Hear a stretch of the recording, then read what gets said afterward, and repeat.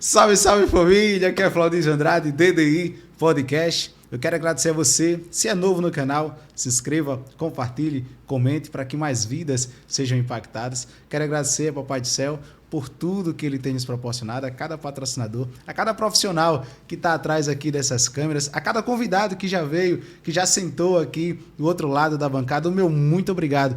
Papai do Céu, continue os abençoando. A você que ainda há de vir e vai participar desse grande bate-papo, meu muito obrigado antecipadamente. Cada convidado que vem aqui traz a sua história de vida, traz as suas experiências, e isso alegra muito, não só a gente, mas a todos os espectadores. O meu muito obrigado. Papai do Céu, continue os abençoando. Quero agradecer também Centuriões do Rei por toda a parceria, por toda a contribuição, por toda a ajuda, né, durante todo esse tempo que estamos aí de mãos dadas. Hoje nós estamos aqui com uma figura importantíssima, né, ilustre, é um fenômeno para a nossa sociedade na área jurídica. Acredito que você, que é da área jurídica, já o conheceu, ou até mesmo ele já foi seu professor, né? Estou aqui com o professor Dr. Anderson Passos, juiz de Direito do Estado de Alagoas. Boa tarde, doutor. Boa tarde, Claudísio. Para mim é uma honra poder estar aqui hoje, né, no DDI Podcast. Você que tem aí tantos seguidores e tantas pessoas que admiram o seu trabalho, eu sou uma dessas. Então, para mim, estar aqui hoje conversando com você é uma honra imensurável, né? Estou muito feliz. Coisa boa. A gente sempre faz uma pergunta a todos os convidados que sentam aqui na bancada, ainda que saibamos quem são os convidados que vêm para cá, mas a gente gosta de ouvir a própria definição de cada um deles. Quem é o Dr. Anderson Passos? Vamos lá. Definir-se a si mesmo não é algo simples, né? Mas eu diria que eu sou uma pessoa que acredita no direito como instrumento de transformação social, uma pessoa que acredita na educação como algo que pode realmente mudar o nosso país, a nossa sociedade. Então eu sou um sonhador, sabe? Eu sou um otimista nato. Para mim as coisas sempre vão dar certo e eu tenho levado isso assim como lema na minha vida pessoal, profissional, apesar de tudo, as coisas sempre vão caminhar para um caminho melhor, para um destino melhor. Então, eu sou isso, acho que sou esse sonhador que acredita que a gente vai caminhar sempre para uma sociedade melhor, para um país melhor, para uma cidade melhor. Isso depende, obviamente, da luta diária de todos nós. E o direito, né? Eu sou apaixonado pelo direito. É engraçado, tem muita gente que diz: por que você fez direito? Eu faço direito porque eu amo isso. Eu acho que eu tenho o prazer de acordar e acordar feliz porque vou trabalhar, porque vou exercer a minha função, né, de aplicar o direito, de julgar. E eu faço isso com muito prazer. Então, eu acho que infelizmente, não é todo mundo que tem isso, né? Tem gente que tem um emprego que não é aquele emprego que a pessoa sonhou, não é aquilo que ela queria, mas que a vida caminhou para esse sentido. Mas eu, graças a Deus, tenho essa felicidade, assim, de poder acordar todos os dias e feliz com o que eu faço. Apesar das dificuldades, apesar do trabalho ser muito árduo, mas eu faço sempre com muito prazer. Então, eu seria esse sonhador. O senhor é natural de onde? Eu sou pernambucano, sou recifense, torcedor do esporte. Coisa boa! E assim, depois... E também sou alagoano hoje, já me considero alagoano, né? Já tenho aqui desde 2010 que eu estou em Alagoas, mas tenho essa paixão muito grande ainda pelas minhas origens. Acho que o homem não pode esquecer de onde veio, né? De onde é. E Alagoas e Pernambuco são muito parecidos, né? Tanto nas coisas boas quanto nos problemas. E são estados irmãos, né? Já foram juntos, já foram um único estado. Então, para mim é muito bom estar aqui em Alagoas, porque eu me sinto em casa também. Como é que surge aí o interesse pelo direito? Já tinha alguém da família que fazia parte da carreira jurídica? Olha, vamos lá, né? Até quando eu falo que eu sou do Recife, ainda tenho que acrescentar aqui de onde eu vim, de um bairro. Eu vim num bairro muito humilde, que é o bairro do Ibura, que é um local humilde em Recife. Eu tenho orgulho de ter vindo dali. E eu falo isso porque o meu pai, quando tinha aí uns 12 anos de idade, então, meu pai teve a oportunidade de trabalhar no Ministério Público Federal. Meu pai é professor e chamaram ele para exercer um cargo de confiança no Ministério Público Federal, e meu pai foi. Tá? Então, acho que foi aí que meu pai começou a ter o contato com o direito e eu indiretamente também. E aí eu via, meu pai conversava das coisas que ele via lá no dia a dia, na atividade, e isso começou a me despertar também curiosidade. Lembro de algumas vezes ter ido lá no local que ele estava lá trabalhando, isso ali ainda na época o prédio era ali no centro do Recife, na Dantas Barreto, já não é mais lá. E depois meu pai foi transferido para Petrolina, cidade do interior de Pernambuco, que está aí na outra ponta, né? Recife de um lado, Petrolina do outro lado. E isso eu tinha 12 anos, meu pai foi morar em Petrolina e eu fui morar lá, em Petrolina também. Então, meu pai ficou durante muitos anos nesse trabalho no Ministério Público Federal, assessorando lá o procurador, e eu comecei a ter esse contato, né? Esse contato com o direito, ele me contava as coisas que ele via lá e sempre me interessou, né? Eu comecei a me interessar por isso. E eu lembro que quando chegou na época do vestibular, né? Eu estudava na escola pública lá de Pernambuco, que era uma escola vinculada à Universidade de Pernambuco. Eu tive esse prazer de já ter minha vida ligada à universidade desde cedo, né? Eu estudei na escola de aplicação lá da UPE, em Petrolina. Quando eu cheguei lá, meu pai foi para lá, eu tinha 12 e comecei a estudar nessa escola de aplicação. Foi a primeira turma da escola de aplicação lá em Petrolina, na Faculdade de Formação de Professores de Petrolina. Pois bem, então, quando chegou, depois desse período, eu via meu pai, né, nessa atividade jurídica e eu comecei a me interessar por aquilo. Mas também eu gostava muito de computador na época, eu gostava muito de informática. Eu lembro que com 12 anos eu já desmontava um computador, montava, eu colocava programa, tirava, eu era um curioso, assim, que aprendi muita coisa. Fiz vários cursos, assim, de informática, eu gostava muito. Então, quando chegou na época do vestibular, eu fiquei nessa dúvida, se eu faria direito ou faria informática. Mas acabou que a paixão pelo direito foi maior e eu fiz o vestibular e passei em algumas universidades e passei também na Universidade Federal de Pernambuco, que é no Recife. E foi aí que eu, com 18 anos, voltei para o Recife para cursar a faculdade, né? E assim, foi muito, muito interessante, primeiro porque foi esse momento em que eu voltei à cidade que eu tinha nascido, tinha ficado até os 12 anos, e voltei justamente para começar essa minha relação, né, de amor, vamos dizer assim, com o direito. E eu lembro que era uma época que a realidade era muito distinta do que é hoje. Hoje em dia a gente tem, por exemplo, as políticas de cotas nas universidades federais, faz com que hoje a gente tenha uma diversidade muito grande de pessoas na universidade. Contudo, na minha época a realidade era bem diferente, né? As universidades federais eram basicamente compostas pela elite, a elite, né, intelectual e financeira do Estado, e outra pessoa que vinha ali de uma classe social mais humilde, né? E assim, para mim, eu lembro do primeiro dia em que eu cheguei lá na UFPE, que é um prédio lindíssimo, né? Um prédio que fica no centro da cidade, é um prédio histórico, né? E eu fiquei assim abismado, meu Deus, como eu estou aqui nesse lugar, né? Foi uma felicidade muito grande. E esse lag, essa diferença era muito perceptível assim, quando eu conversava com meus colegas de faculdade, e quase todos já tinham visitado vários países, né, mundo afora, todo mundo de carro novo, tá? A conversa era assim, para onde a gente vai nas férias aqui? Vamos para a Alemanha, vamos para a Suíça, para a França, né? E eu lembro que nessas conversas, quando eu disse que nunca tinha ido para o exterior, ficou todo mundo, você nunca foi para o exterior? Eu digo, não, nunca fui. Como você nunca foi para o exterior? Nem para a Disney? Eu digo, não, nem para a Disney. E assim, era muito interessante isso. E ele disse, você mora onde? Eu digo, olha, eu moro no Ibura. Eu digo, no Ibura? É muito longe. Eu digo, é verdade. Mas eu acho que tudo isso foi importante para mim, sabe? De conhecer essa realidade, de começar de baixo ali. Só que nesse momento, né, eu olhei e disse, agora eu estou aqui junto com todo mundo.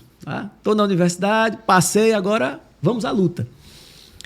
E essa minha experiência na universidade, né, esse meu começo e esse caminho que eu tive lá, para mim foi muito enriquecedor. Né?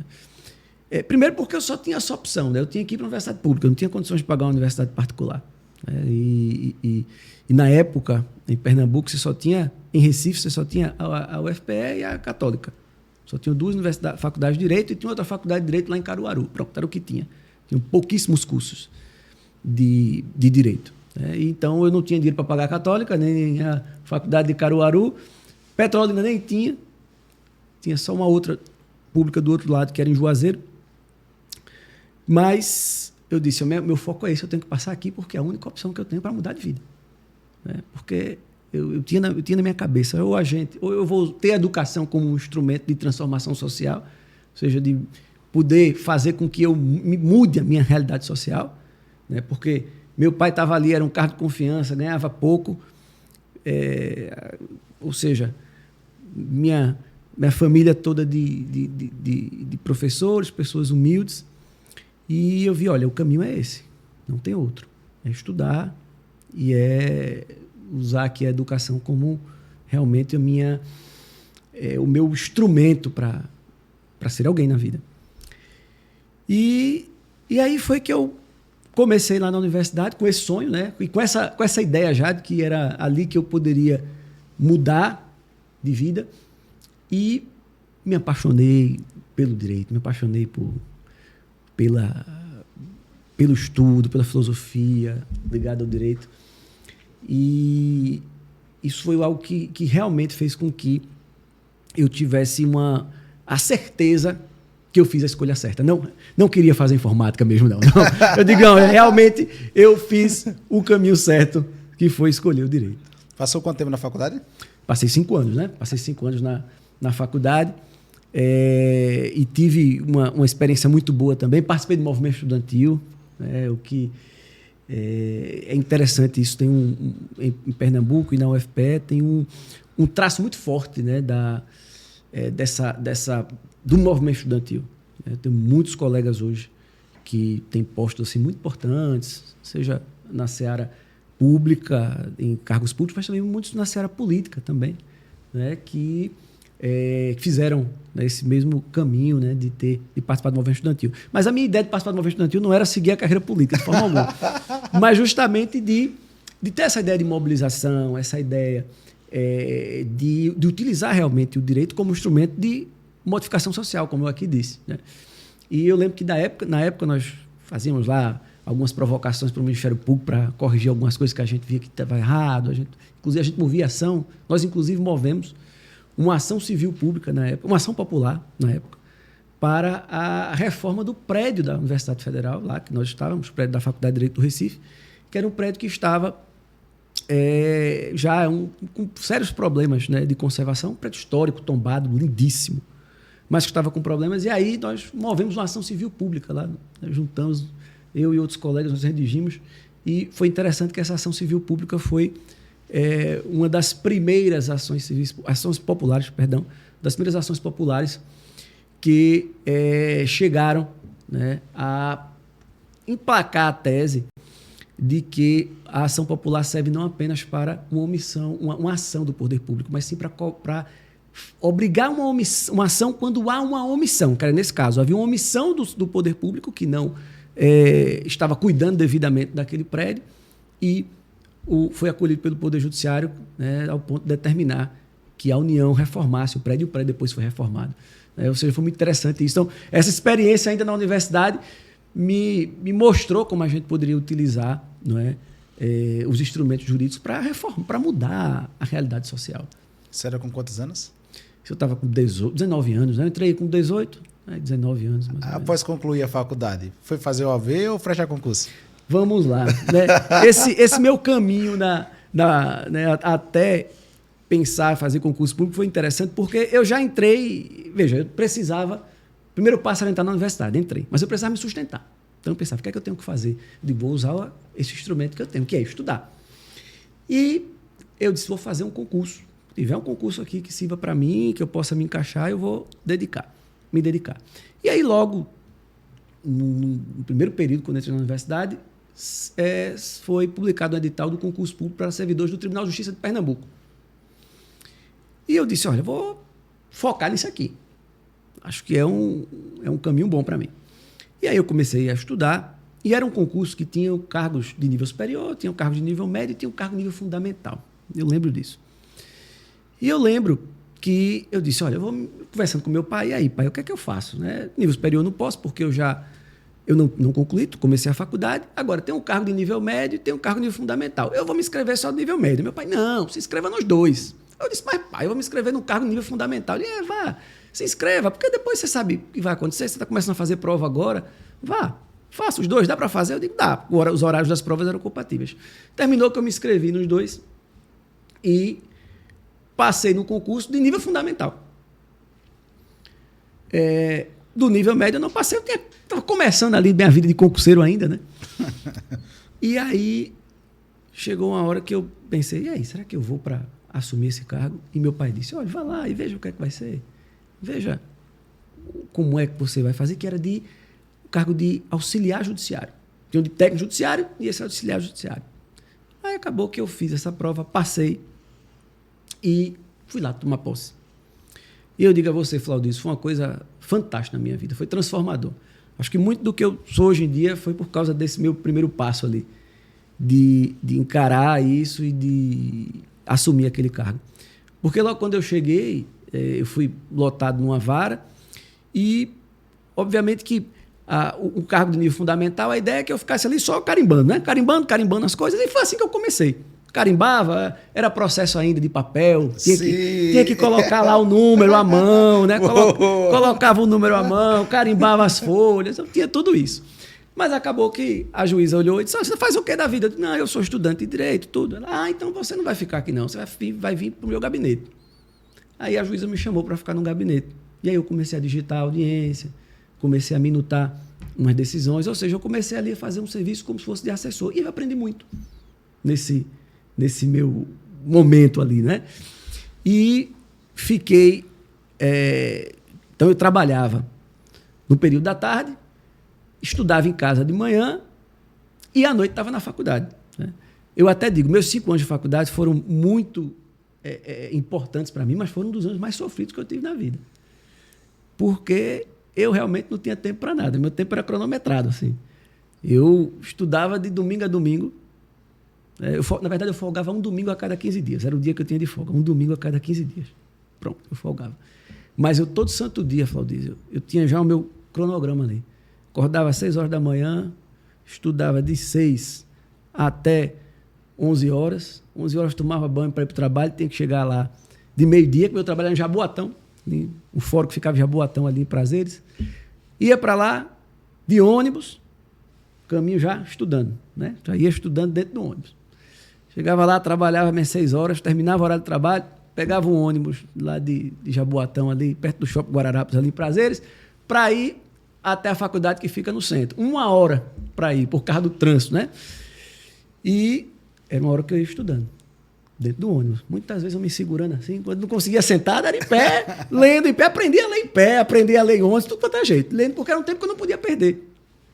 Chegava na faculdade, aula, terminava a aula, chegava, ia para casa, 10 horas da noite em casa, comia, estudava até meia-noite. Pronto, estudava até meia-noite, dormia 6 horas por dia, 6 horas da manhã estava lá. Então essa minha rotina eu mantive nos meus 5 anos de faculdade direto. E os próximos concursos? Vamos lá, aí pronto, aí foi esse. E aí, só que aí, Flaudio, esse meu cargo lá no Tribunal de Justiça era um cargo que, como eu disse, eu tive essa oportunidade de aprender, né, de estar ali praticamente como um assessor da magistrada, mas o salário era pouquinho, né? O salário era bem pouquinho mesmo. E tanto que eu não podia andar de carro, eu andava de ônibus. Né? Tinha como. Eu até consegui comprar um carro. Juntei, comprei um Escort Zetec que tinha não sei quantos anos de uso. Escortezinho. Eu disse, olha, lindo o Escort. Né? Devia ter uns 10 anos de uso, mas estava lá. Agora, só podia usar uma vez a cada 15 dias, porque o dinheiro dava para botar gasolina. Então, juntei o dinheiro para comprar o carro e depois tem que juntar o dinheiro da gasolina. Então, era isso. 14 dias andando de ônibus para andar um dia de carro, que era o dia da minha folga. Um dia de glória. Um dia de glória. Pois bem, mas era assim. Então, vamos embora.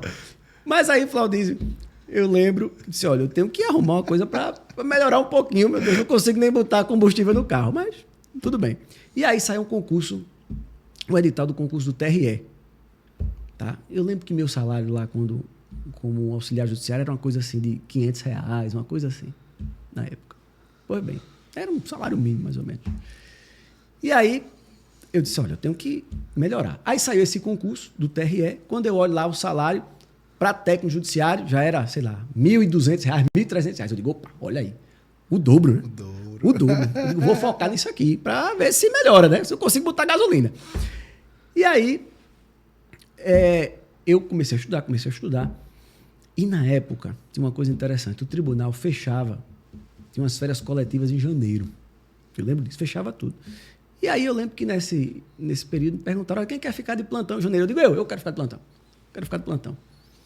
Aí, por que você quer ficar de plantão? Não, porque eu quero vir embora trabalhar e vou ficar por aqui. Mas na verdade era o seguinte, é que eu me obrigava a estar indo para o trabalho, só que não tem nada para fazer. Então o que eu ia fazer? Estudar. Tá? Ou seja, eu não quis férias, eu digo, quero plantão. E aí eu ia para o tribunal, né? Passei o janeiro todinho indo para o tribunal e estudando. E tinha uma coisa boa também, sabe o que era? Porque lá eu conseguia imprimir umas coisinhas, né? Olha aqui, eu já, né, confessando. Eu imprimi umas provazinhas e ia, porque eu não tinha impressora em casa, então eu tinha que imprimir no tribunal, aí eu marcava, ia estudando lá no TJ. Terminou que eu passei esse mês de janeiro, assim, estudando o dia todo, eu só parava para dormir. Eu lembro que até minha avó, morava com minha avó nessa época, minha avó disse, meu menino, você vai ficar doente. Tá fazendo o quê? Não, estou estudando, mas vai doidado, tanto estudado. E calma, avó, é um investimento aqui, depois melhora. Então, realmente, eu cheguei até a adoecer de tanto estudar nessa época, mas porque eu estava focado, sabe, Flaudísio? Eu disse, agora, esse concurso aqui é uma mudança para mim muito grande, vamos dobrar de salário. Terminou que eu dei esse gás aí durante esse tempo, aí uns 3 meses, 4 meses, um gás muito pesado, eu já vinha estudando. E aí chegou a prova. Aí eu lembro também que tinha prova de técnico e prova para analista. E aí eu de novo falando com meu pai, e aí pai, vou fazer só essa de técnico, porque ainda falta metade da faculdade para eu terminar. Né, ainda falta muito tempo, falta aí uns 3 anos para eu terminar a faculdade. Para que eu vou fazer de analista? Não, faça, depois você vê o que é que dá. Tá bom. Terminei que eu me inscrevi para de técnico e analista. Fui lá e fiz a prova. Pois bem, quando eu vi, tirei uma nota muito boa para técnico judiciário e também consegui tirar uma nota muito boa para analista. Pois bem, terminou que, passado um tempo, me chamaram para o cargo de técnico judiciário. Aí, Flaudísio, você imagina, eu estava ganhando R$500, eu disse, agora eu vou ganhar, né, R$1.200. Foi uma alegria tão grande, foi uma alegria. E a melhor alegria foi vender o danado dos cortes Rocan, que estava quebrando com a beleza, que me dava tanta dor de cabeça. Terminou que eu fui lá... Foram 2 alegrias. 2 alegrias. Né? Passei para frente do escorte e fui lá trabalhar no TRE, né, como técnico. E fiquei esse tempo trabalhando e foi também um momento muito interessante, né? Ter esse contato com a justiça eleitoral, ter esse contato com uma outra área, né? Que eu não tinha muita ligação.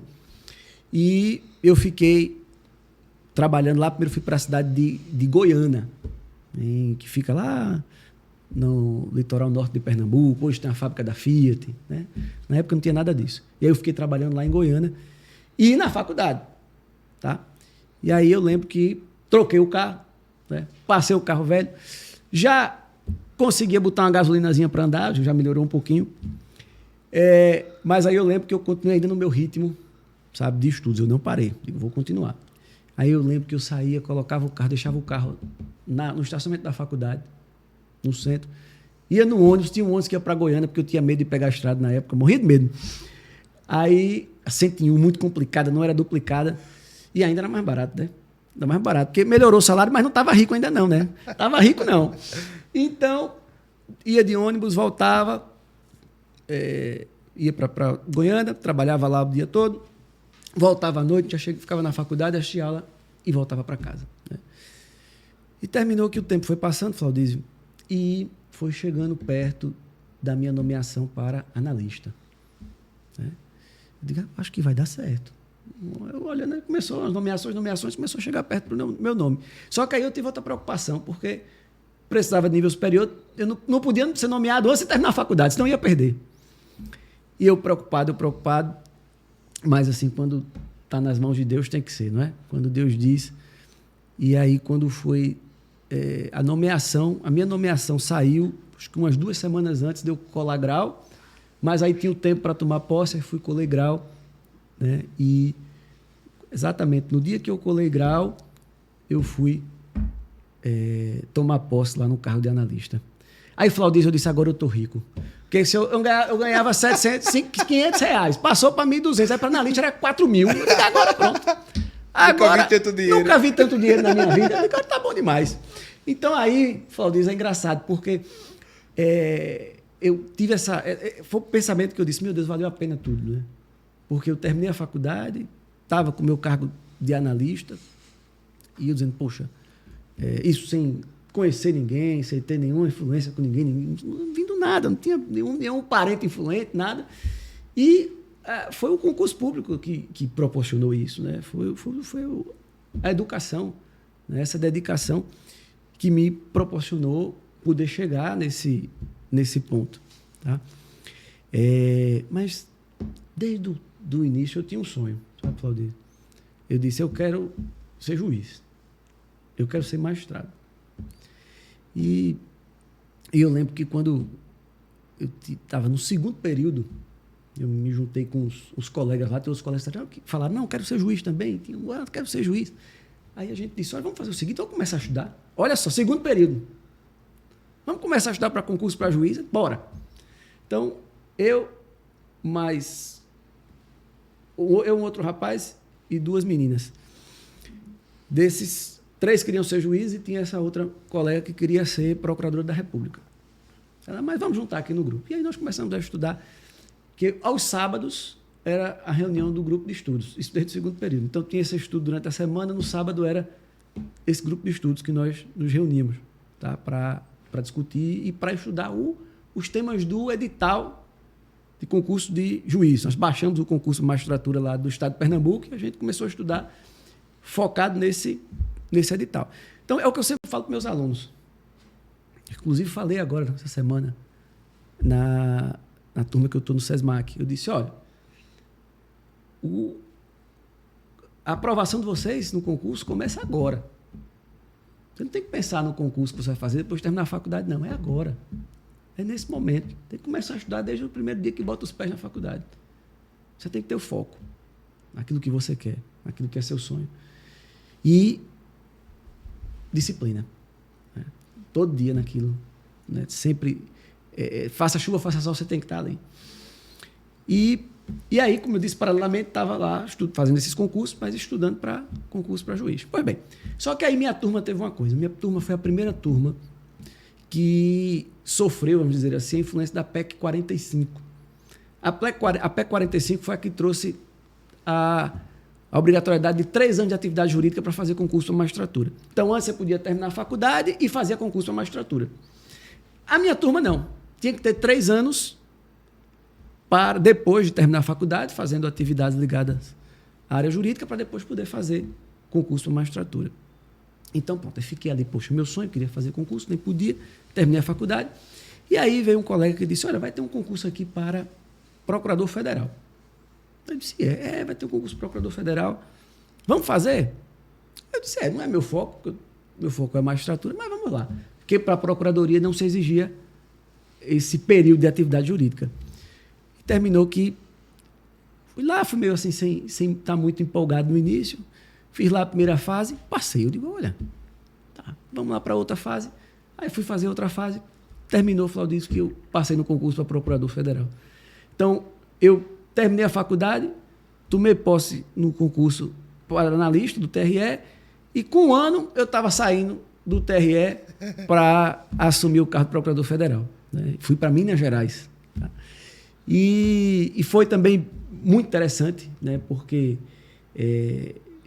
eu lembro do meu primeiro salário, Flaudísio, aí eu disse, esse aqui eu imprimi a folha, disse, eu vou botar aqui comigo, vai dormir comigo aqui. Porque, fazer um quadro que eu disse, botar, agora eu enriquei de vez.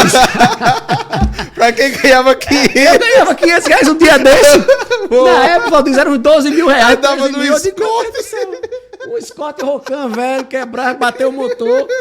Eu disse, meu Deus do céu, com 5 anos o senhor mudou minha vida.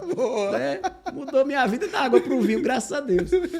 Então, Flaudísio, foi uma coisa assim, porque foi pouco tempo, eu imaginava, não foi muito tempo, foi pouco tempo, de uma realidade ali, de quem estava na escola pública, de quem nunca tinha um monte de coisa que eu não conhecia, nunca tinha ido num restaurante chique, né? Tinha um monte de coisa na vida, nunca tinha nem comida ainda. Não tinha ido para fora do Brasil. Não, de jeito nenhum, para Disney, não. Para Disney. De forma alguma. E aí, de uma hora para outra, estava eu lá, fui para Brasília, né? Um curso de formação em Brasília, né? Lá com os ministros, vendo os ministros do STF, ministro do STJ, AGU, todo mundo lá comigo. Meu Deus do céu, onde é que eu estou, né?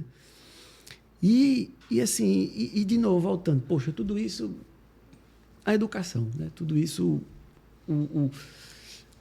focar em estudar, em pensar como é importante, como a gente tem hoje os concursos públicos e como é um instrumento realmente de democratização, né? Apesar da dificuldade que a gente sabe que, né, meritocracia é algo que é ilusório. Eu não sou uma pessoa que acredito 100% na meritocracia, porque a meritocracia seria algo válido se todo mundo tivesse os mesmos pontos de partida. E a gente sabe que não é. A gente sabe que é diferente. Esses pontos de partida são diferentes. Tem gente que tem um ponto de partida muito mais fácil do que o outro. Imagine uma pessoa que precisa trabalhar na roça o dia todo. Vou dizer que tem a mesma chance do que o filho de uma pessoa que tem dinheiro e consegue colocar nas melhores escolas. Claro que não é. Né? Claro que as oportunidades não são iguais. A gente precisa melhorar isso.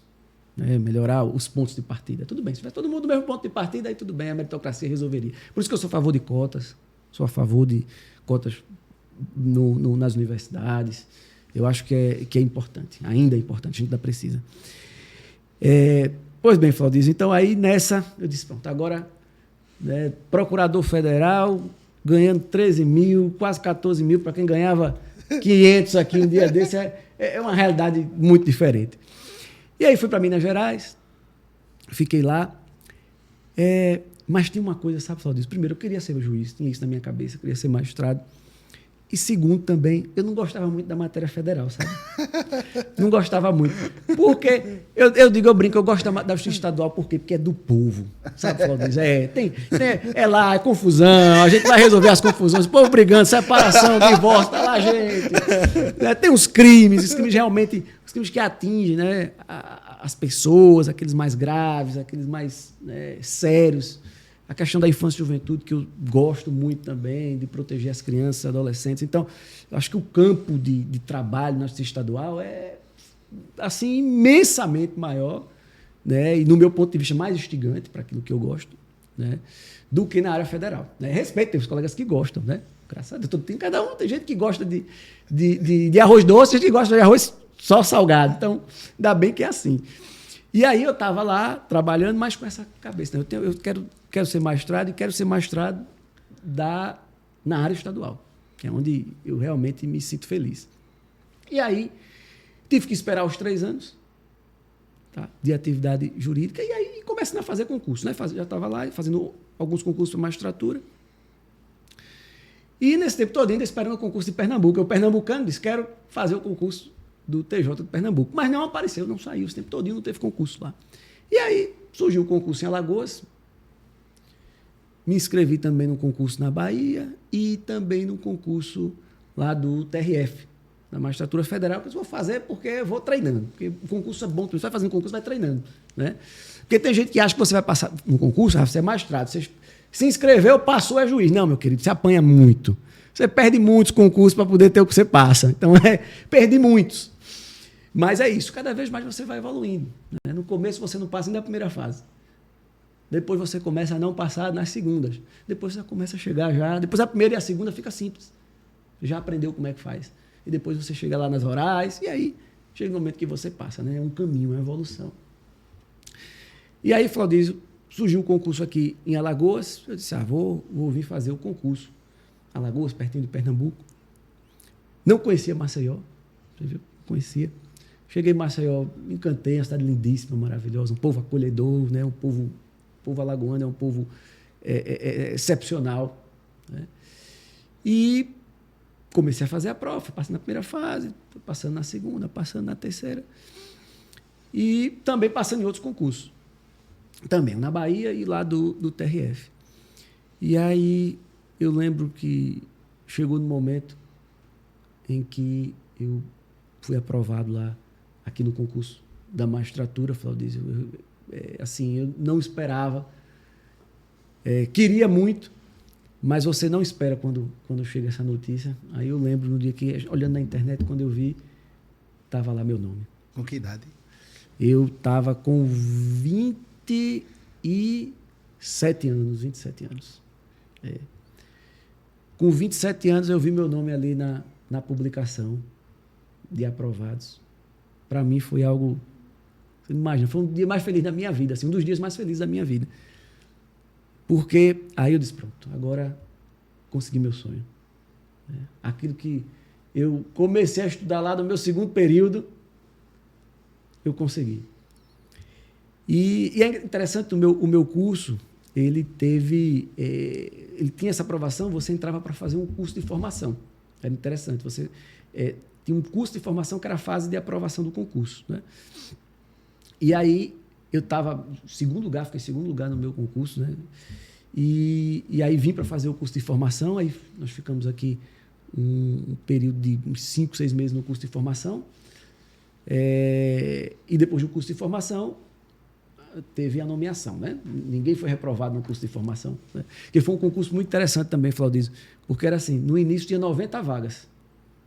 E ele era eliminado, cada fase ia eliminando as pessoas, né? Tinha uma quantidade, umas notas de corte.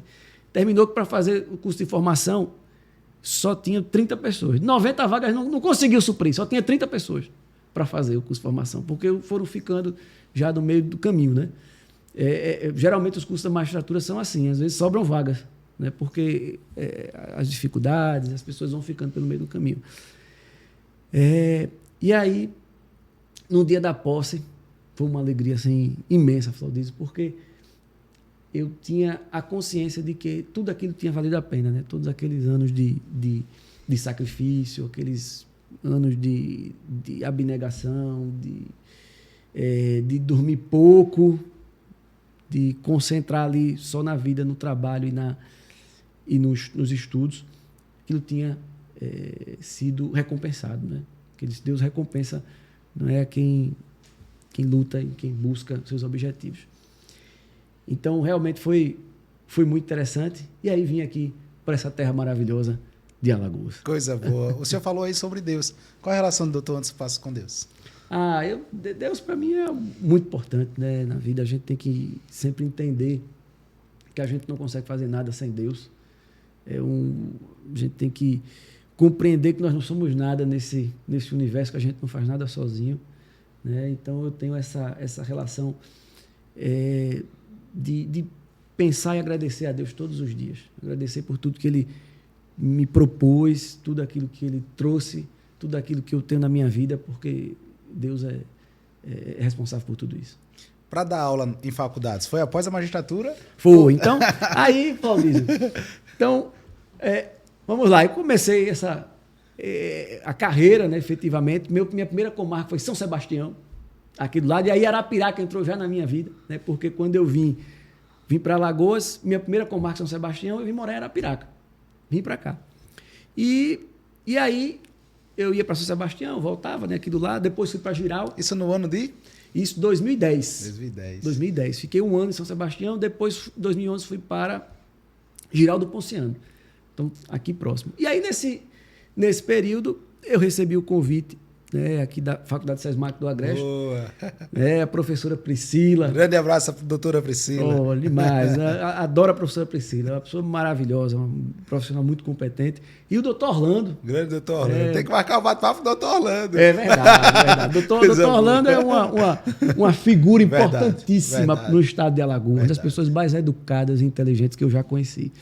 Gosto demais dele, admiro demais.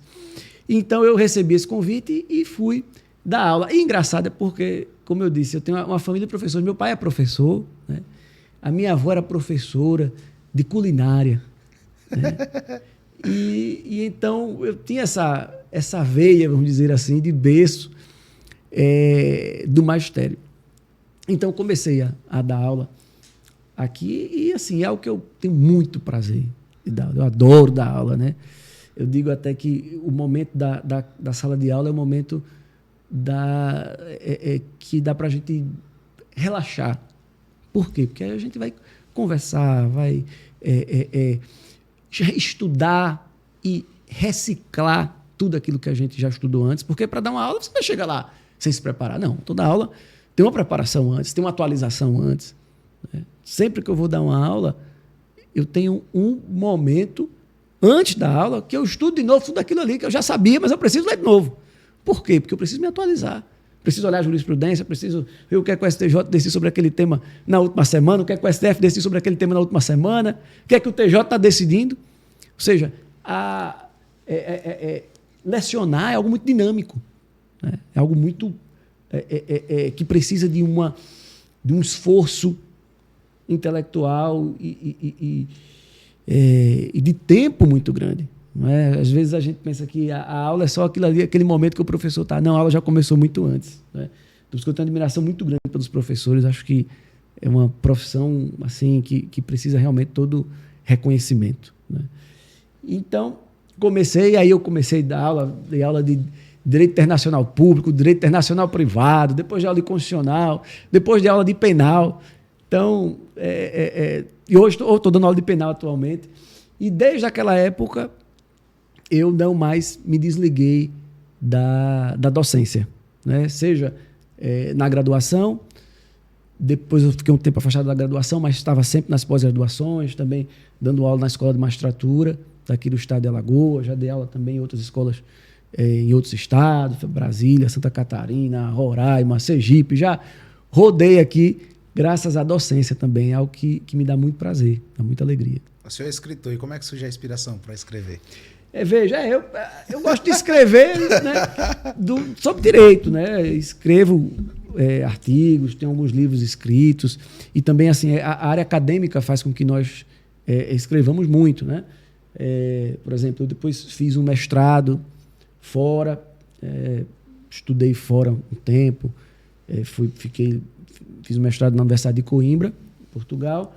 Depois também fiz um período de estudos também na Itália e na Alemanha, nesse mestrado. Então, aí a gente tem que escrever sempre, tem que escrever muito, né? E aí, isso sempre nos traz esse dever, né? E esse prazer, né? De estar sempre escrevendo. E eu gosto de escrever sobre temas muitas vezes polêmicos, eu gosto de agitar, vamos dizer assim.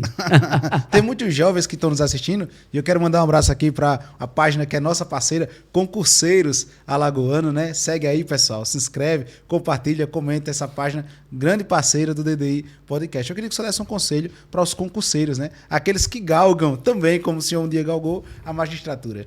É verdade. Primeira coisa é entender que não há uma fórmula mágica, né? Às vezes você vai para a internet e tem aquelas pessoas, aqueles coaches que dizem: vou lhe ensinar uma fórmula mágica para você passar, você vai estudar 3 meses e vai estar passando em todos os concursos. Não existe isso, tá?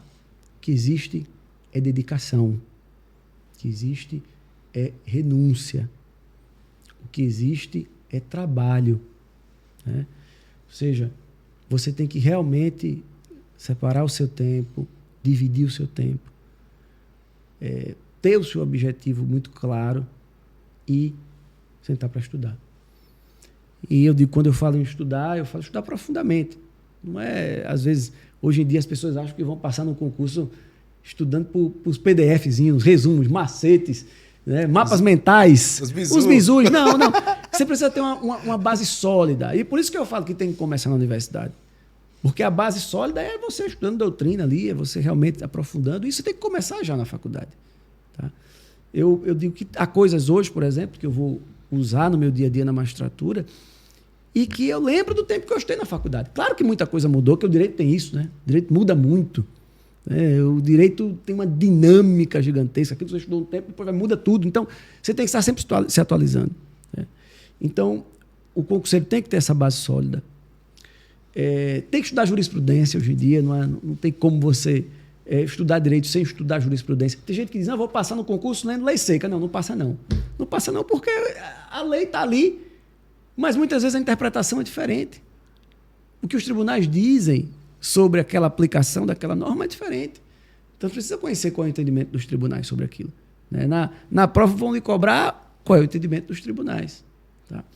Então, tem que ter atualização jurisprudencial. Uma coisa também importante é estagiar para você ter a prática, para você aprender a escrever ou trabalhar no âmbito, em algo ligado ao Poder Judiciário, né? Seja na advocacia, seja no Ministério Público, né? Ligado ao direito, seja na Defensoria Pública, seja do próprio Poder Judiciário. Ou seja, essas experiências práticas são muito importantes e muito válidas, porque na hora que você lá estiver fazendo a prova, você vai lembrar daquilo ali. E eu digo para você, Claudio, por exemplo, na minha prova da magistratura aqui em Alagoas, eu lembro de uma questão na prova de civil que muita gente perdeu nessa questão, muita gente foi reprovada nessa questão, e eu consegui acertar essa questão porque eu já tinha visto uma situação exatamente igual na época que eu era lá, né, no TJ de Pernambuco, daquele meu primeiro cargo de R$500. Eu lembro que eu estava fazendo uma audiência e a situação que aconteceu foi semelhante. E eu lembro da solução que a juíza fez naquele momento, que ela adotou naquele momento, e eu disse, eu vou adotar essa mesma solução. Isso tinha acontecido 4 anos antes de quando eu estava fazendo a prova. Mas eu lembrei, porque eu estava aprendendo na prática. Na prática. Né? E aí, fui nesse caminho e deu certo. Eu consegui passar com uma nota muito boa, graças a Deus. E enquanto muita gente perdeu porque não teve aquela experiência prática. Porque muitas vezes a prova requer isso. Né? Não requer só a aplicação exclusiva da lei ou da doutrina. Requer também a capacidade de você desenvolver os problemas práticos que são apresentados. Porque no dia a dia, o que o juiz tem que fazer é solucionar problemas práticos. Né? É julgar os problemas que as pessoas têm, que as pessoas apresentam e que não são poucos. Né? O senhor é um juiz e eu queria que o senhor passasse para a gente como é a rotina de um juiz para quem está nos assistindo. Olha, como eu disse, é uma rotina corrida. As pessoas veem só o glamour, né? É uma rotina corrida, mas como eu disse, para mim muito prazerosa. Né? Mas, Flaudísio, é algo que a gente tem hoje, uma hiperjudicialização. Né? O que tem uma parte boa também, ou seja, as pessoas vão para o Poder Judiciário porque as pessoas confiam no Poder Judiciário. Se as pessoas não confiassem, as pessoas não iriam. Então, hoje nós temos uma demanda muito grande, muitos processos, muitas ações que os juízes precisam julgar, e isso, como eu disse, é também um reflexo dessa confiança. Mas, por outro lado, isso nos traz uma responsabilidade muito grande de quê? De se dedicar para dar uma resposta dentro de um prazo razoável. E é interessante porque o tempo, ele é uma faca de 2 gumes. Por quê? Porque você precisa ser célere para julgar as coisas rapidamente, mas você também precisa de tempo para apreciar as coisas de forma adequada. Não é? Um caso muito complexo, que eu preciso ouvir muitas pessoas, que eu preciso ouvir muitas testemunhas. Eu preciso de tempo para isso. Só um exemplo, semana passada, quinta-feira passada, eu fiz uma audiência que começamos 9 da manhã, uma audiência só, e terminamos 7 da noite. Numa única audiência. Tá? Então, ou seja, é preciso tempo. Então, imagine que durante esse dia todo eu estava concentrado em um único processo. Tá? E eu tenho mais 1.200 lá me esperando. Então, ou seja, o dia a dia de um magistrado é um dia a dia que realmente necessita dedicação. Você tem que estar trabalhando de segunda a sexta-feira, você precisa estar julgando as urgências. Imagine, você está aqui, eu estou na vara com competência de infância e juventude e de crimes contra criança e adolescente. Então, você imagina as situações que aparecem de crianças que precisam de uma atuação rápida, crianças que estão em situação de vulnerabilidade, que estão sofrendo algum tipo de vulnerabilidade nos seus direitos, né? crimes que são cometidos contra crianças e adolescentes, ou seja, situações que a gente precisa ter uma resposta muito rápida. Então, o juiz tem que estar ali o tempo todo. O juiz não pode demorar, o juiz não pode deixar, muitas vezes, aquilo para ser apreciado no dia seguinte, na semana seguinte. Então, é uma rotina, como eu disse, puxada. Em regra, eu chego cedo na unidade e só saio no final da tarde. Meu dia a dia é isso, né? Porque o juiz vai trabalha 2 horas e vai descansar. Não, quem dera. Não é assim, não. Se for assim, não resolve nada. Então, meu dia a dia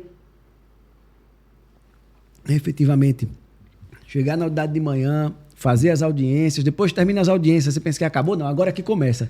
Agora que eu vou lá no gabinete julgar os processos, né, decidir as questões que precisam ser decididas e justamente resolver essas questões. E outra coisa também, Flaudísio, é que muitas vezes a gente precisa de tempo para refletir, porque os casos não são simples. Nessa vara específica que eu estou, é uma vara que tem uma competência sobre temas muito sensíveis, como, por exemplo, crimes contra a dignidade sexual de crianças. E, infelizmente, nós temos um índice muito alto, né, de violação à dignidade sexual de crianças e adolescentes, coisas assim absurdas, que, infelizmente, nós temos contato e que são crimes muito difíceis de se julgar por um aspecto. Primeiro porque nós temos crianças que são vítimas, né? Crianças que são abusadas sexualmente. Então, essas crianças que são abusadas, elas estão traumatizadas. Então, nós precisamos de todo um aparato técnico próprio para ouvir estas crianças, tá? De forma a minimizar os danos, porque a própria investigação, o próprio ouvir, o próprio repensar sobre aquele crime provoca uma revitimização. A vítima sofre novamente. E você imagina a gente estar revitimizando uma criança, às vezes de 2, 3 anos. O processo da semana passada era uma criança de 3 anos, né? Que em tese era vítima ou está sendo ouvida como vítima de um crime contra a dignidade sexual. Tá? E são vários assim, processos que nós temos. Então, nós temos essa dificuldade, porque a gente precisa não revitimizar. Temos muitas vezes uma dificuldade probatória, porque esses crimes, em regra, acontecem de forma escondida. Não é um crime que acontece na rua. As crianças são estupradas dentro de casa, né? E, infelizmente, muitas vezes por pessoas próximas, por parentes ou pessoas muito próximas. Em regra, 90% do caso são pessoas próximas. Não acho que quem estupra a criança é um indivíduo que está passando na rua, pega a criança e leva ali para estuprar. É raro acontecer isso. A grande maioria dos casos são pessoas próximas. Familiares, vizinhos, parentes, às vezes os próprios pais. Né? Já julguei casos assim, infelizmente. Então, são crimes que acontecem em um ambiente muito fechado, que dificulta muitas vezes a prova. Por outro lado, a gente também tem um problema porque a gente não pode condenar um inocente. Tá? Condenar um inocente é a pior coisa que um juiz pode fazer. E, por exemplo, eu como ser humano peço a Deus todos os dias que eu não faça isso. Já devo estar errado. Claro que eu já errei, eu sou ser humano, eu erro. Mas peço a Deus para não errar, porque um erro do juiz no julgamento, um erro nesse sentido, condenando o inocente, é algo irreparável. A pessoa ir para a cadeia, ter privado da sua liberdade por algo que não fez, isso é algo, né, absurdo. Só que a gente tem que entender que a justiça é feita por seres humanos, né? Estamos sujeitos a erro como qualquer outro ser humano. Então, por isso que muitas vezes é difícil, a gente tem que tomar muito cuidado para não condenar alguém indevidamente. E a gente sabe que às vezes acontece de denúncias serem realizadas com objetivos outros. Imagine, às vezes uma pessoa está com raiva, né? Imagine um casal que está se divorciando, o pai ou a mãe com raiva do outro, às vezes inventa um abuso sexual que não existiu.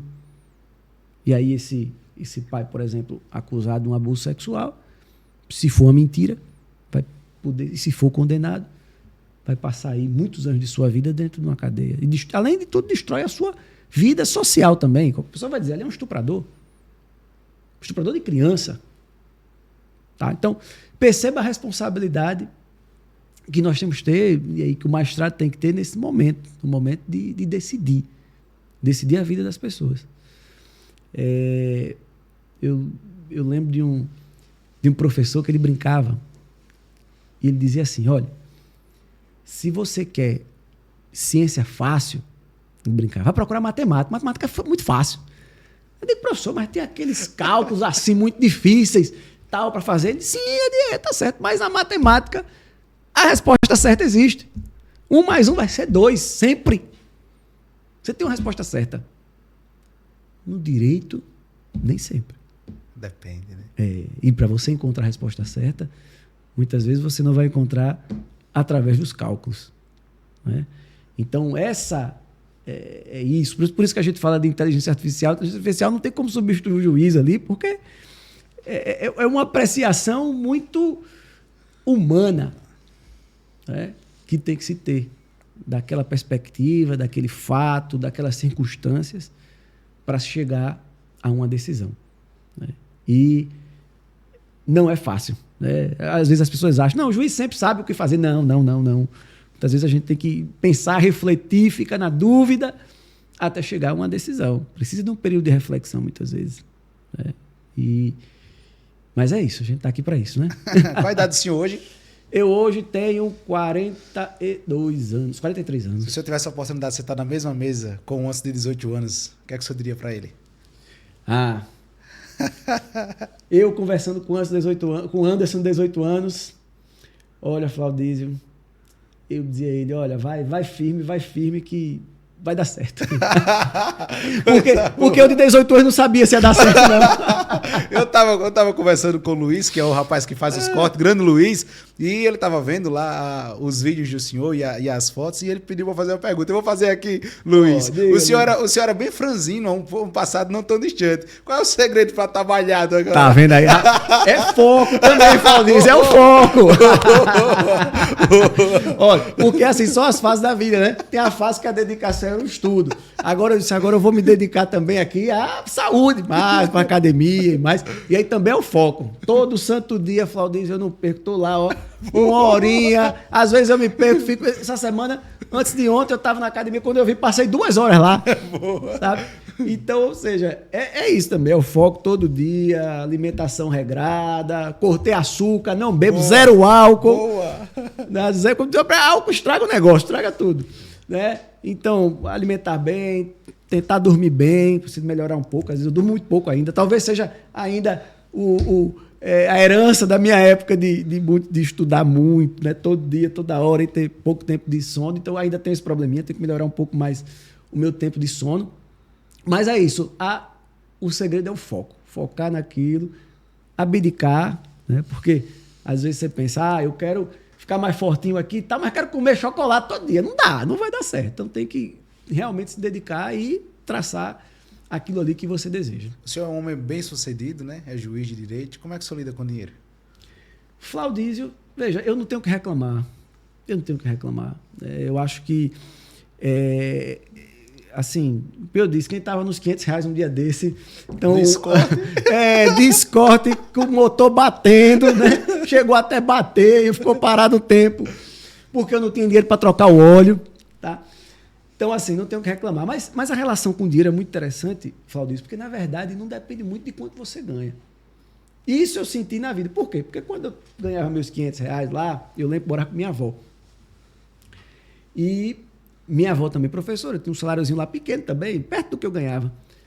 E eu morava com ela e pronto. E aí organizava a casa ali com aqueles 500 meus, 500 dela, e a gente ia vivendo ali, certo? Nunca passei, por exemplo, de ter, tô sem dinheiro para comer, não, graças a Deus não, porque eu fui sempre muito organizadinho. Agora eu tinha que abdicar, não dava para andar de carro, eu tinha que andar de ônibus. Não é verdade? Ou seja, o segredo, na verdade, é você fazer aquilo de acordo com o que você pode. Claro que você ter mais dinheiro, você consegue ter mais coisas legais, mais conforto na sua vida, claro. Mas se eu, naquela época, dos meus R$500, eu quisesse ter uma vida incompatível com aquilo que eu ganhava, eu ia passar necessidade. Né? Então, eu tinha aquilo que dava, pegava muita carona com meus amigos, né? Então me organizava, me virava para conseguir viver dentro daquele patamar. Depois lá, quando aumentei lá para os 1.000 e poucos reais, né? Ou seja, eu comecei a poder ter outras coisas que eu não tinha antes. Mas eu não podia ir além, porque senão eu ia passar necessidade.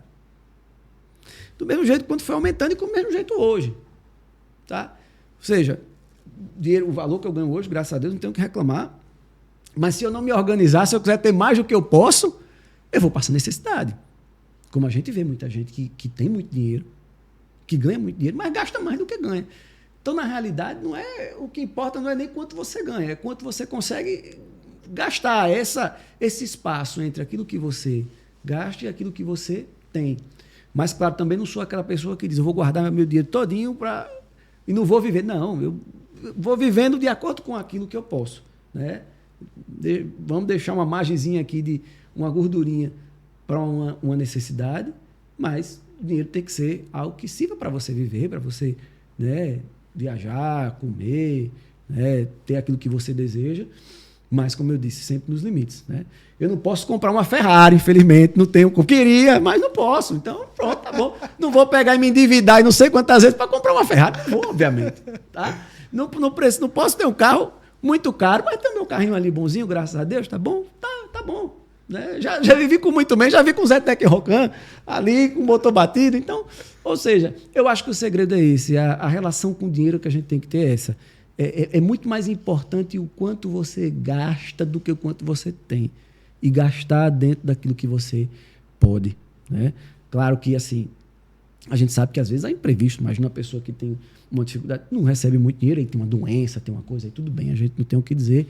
A pessoa vai gastar tudo que tiver, pedir emprestado, fazer tudo para poder, né, sair daquela situação de vida ou morte. Mas isso é excepcional. No dia a dia, o conselho que eu dou é, olha, não gasto tudo não. Né? Tenho muito medo desse negócio de empréstimo. Tá? Tenho medo danado. Sabe por quê? Porque eu vejo nos processos, Valdir, o pessoal começa a fazer empréstimo consignado, sabe? Aí faz um empréstimo, faz outro. Quando vê, o empréstimo consome todo o dinheiro. E aí, às vezes, é uma coisa de imediatismo, de se pensar. Isso eu falo até para algumas pessoas. Imagina, eu estou aqui, tenho um carro, eu quero trocar de carro. Eu tenho duas opções. A opção 1 é eu, vamos dizer, financiar esse carro para eu trocar ele agora. Eu vou pagar um valor 2x. Eu vou pagar 2 vezes porque os juros eu pago outro carro. Outra é dizer, não vou trocar de carro agora, eu vou ficar e vou juntando. Então, eu vou passar um tempo juntando, vou ficar mais tempo com o carro mais velho, mas vou juntando para eu comprar depois o outro à vista. Ainda consigo desconto.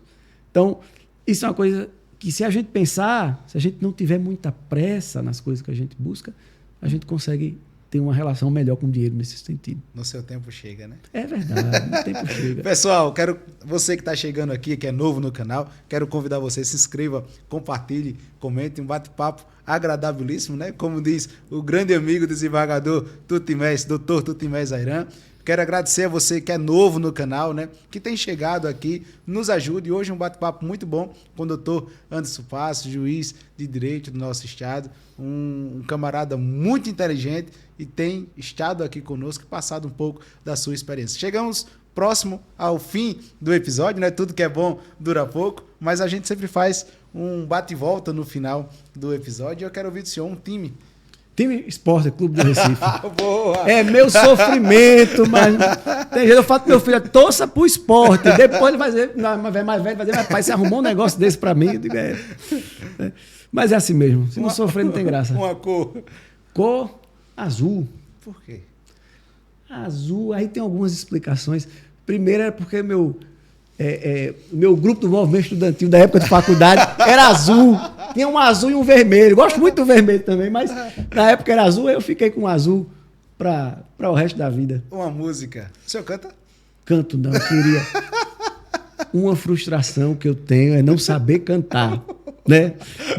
Não sei cantar e também não sei tocar instrumento musical. Né? Mas assim, eu gosto muito de música, gosto muito de escutar música. Né? E, por exemplo, uma música como... E aí eu lembro do Alagoano, do Djavan, Oceano, essa música maravilhosa. Boa. Maravilhosa, boa, né? Boa. Que tem, primeiro, Djavan, para mim, é um artista fantástico, sim, né? Um ícone. é negro, mostra a força da herança afro para o nosso país, que eu tenho uma admiração muito grande. Eu aqui sou dessa cor, mas eu tenho o meu avô paterno é negro. Então eu tenho um sangue negro também aqui. Acho que eu sou o suco do brasileiro, né? Aquela mistura de tudo, e é isso, né? E eu tenho essa valorização da nossa cultura, que é essa mescla, né? Do negro, do branco, do índio, e de ver as pessoas independentemente de sua cor. Tá? E o Djavan, de muito tempo, é isso, né? É o nordestino. Tá? E é um poeta maravilhoso. Então, a figura do Djavan, para mim, é muito, muito importante na música e na história do Brasil. E Oceano é uma poesia, não tem igual. Uma cor, o azul, o senhor falou que marcou o senhor, é a música Oceanos, mas eu queria ouvir do senhor. Para o senhor, o que é liberdade? Liberdade é a gente poder se expressar, falar, comunicar, é poder viver, mas sempre respeitando o outro. Porque às vezes as pessoas têm uma noção de liberdade ilimitada. Eu sou livre, então eu posso dizer o que quiser, eu posso xingar uma pessoa porque é minha liberdade, eu posso discriminar aquela pessoa porque é minha liberdade. Não, liberdade não é isso. Tá? Isso aí é anarquia. A liberdade é você poder exercer a sua personalidade respeitando a personalidade alheia. Tá? Ou seja, se aquela velha frase, o seu direito acaba quando começa o do outro. E respeitar os direitos humanos. Eu sou um defensor dos direitos humanos. Aí dava uma discussão também aqui sobre direitos humanos gigantescas, porque as pessoas têm uma visão muito errônea dos direitos humanos. Deturpada, né? Deturpada. Direitos humanos é respeitar os direitos individuais das pessoas. A vida, a liberdade, a igualdade. É respeitar o direito, o próprio direito, no sentido de processo, de norma, é um instrumento de direitos humanos. Então, a liberdade, do meu ponto de vista, é isso. É a gente poder fazer tudo aquilo desde que a gente não machuque ninguém, desde que a gente não atinja ninguém. Um livro. Livro que marcou a sua vida? Olha, eu tenho alguns livros interessantes. E aí eu vou voltar para a minha fase de adolescente. Eu acho que o primeiro livro que me marcou foi, olha só, o Manifesto Comunista, Karl Marx. Não sou mais um comunista daqueles termos, mas assim, eu acho que ler aquilo no começo da faculdade foi algo muito interessante, né? Bom, obviamente adaptando a realidade, as coisas são diferentes hoje em dia, mas imaginar, vamos dizer, a luta dos trabalhadores, das pessoas sofridas, e aí eu digo porque eu até hoje, e aí desse meu percurso também, eu sempre trabalhei em lugares de oprimidos, vamos dizer. A primeira vara que eu trabalhei era uma vara da assistência judiciária, as pessoas mais pobres, né? Hoje estou trabalhando com vulneráveis, com infância, juventude, com crianças vítimas de crimes. Então, para mim, os oprimidos precisam de voz, sabe?